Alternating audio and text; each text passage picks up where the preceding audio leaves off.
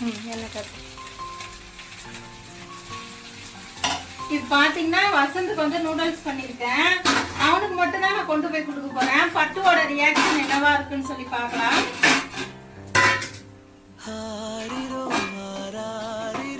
இது தந்தையின் தாலாட்டு.